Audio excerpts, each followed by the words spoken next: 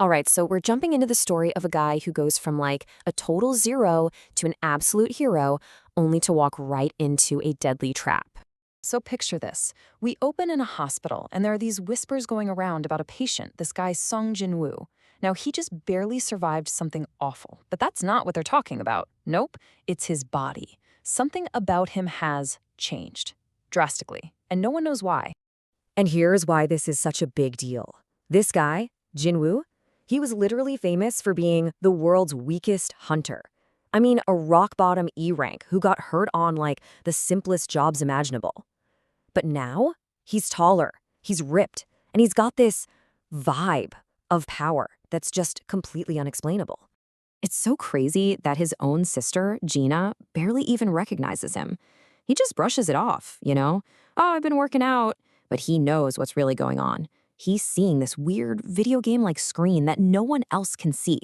It's a system that's letting him do quests, get XP, and literally level up. But, you know, having superpowers doesn't exactly pay the bills. Just as he's getting used to this new strength, reality comes crashing down. He gets a phone call and bam! It's his landlord. Rent's late. He needs cash, and he needs it now for him and his sister. So this puts Jinwoo in a really tough spot, right? He's got the power to crush high-level dungeons and make a ton of money. But if he shows off that power, it's going to draw some serious unwanted attention. See, in this world, hunters don't just magically get stronger. It doesn't happen. He's totally stuck. Officially, he's still an E rank, so nobody's going to hire him for the big money raids. Sure, he could go get reevaluated, but a hunter who just randomly powers up overnight, that's not just unheard of, it's a giant red flag. He'd instantly become a target for powerful guilds, scientists, you name it. So he decides to play it safe. You know the saying, the nail that sticks out gets hammered down? And right on cue, just when he thinks he's out of options, his phone rings. It's an offer that sounds, well, perfect. A private raid party needs a filler member for a C-rank dungeon. And when I say perfect, I mean it sounds almost too good to be true. His only job is to be a warm body to help them hit the minimum number of people for the raid. He doesn't even have to fight, just carry some bags. And for that, they're gonna pay him 2 million won. I mean, come on, easiest money ever, right? Well, about that. As soon as he shows up, the red flags start popping up. He meets the team, there's another low-rank guy there named Jinho, and Jinwoo immediately sees something that's just wrong. Their party makeup is insane. They have no healer, and for a C-rank dungeon, that's basically a suicide mission. And the warning signs just keep coming once they're inside. The dungeon is pitch black. Normally, these caves are lit up by glowing monostones, but this place is just dark. That eerie silence and darkness immediately throws Jinwoo back to that horrifying double dungeon where this whole thing started.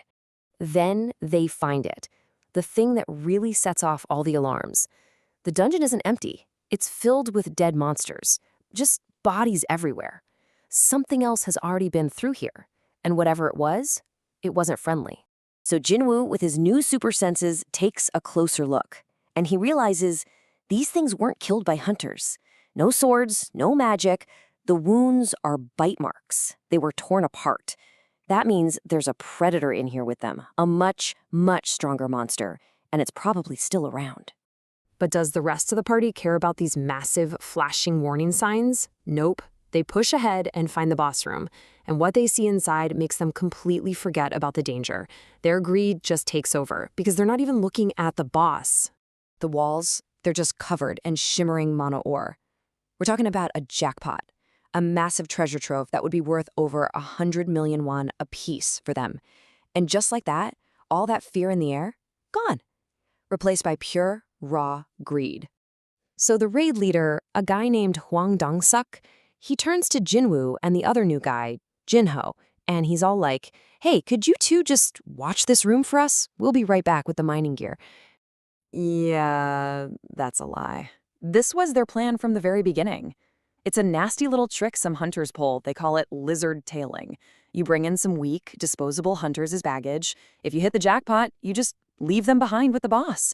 No sharing the loot. And inside a dungeon, no cameras, no witnesses. It is the perfect crime. And that's exactly what they do. As they leave the room, they use their powers to bring the ceiling down, sealing the entrance completely. Just like that, Jinwoo and Jinho are trapped. Trapped inside with a giant sleeping monster. Jinho, as you can imagine, absolutely loses it. He's panicking, he can't believe they've been betrayed and left to die, all for some money. For him, this is it. It's over. But Jinwoo? While Jinho is falling apart, he's just perfectly calm. He's looking at this massive boss, and he's not scared. He's calculating. He's sizing it up. And then he turns to Jinho and just says, with this icy confidence, "That thing, I'll take it." See, those betrayers outside made one huge, fatal mistake. They thought they were locking two helpless lambs in with a wolf.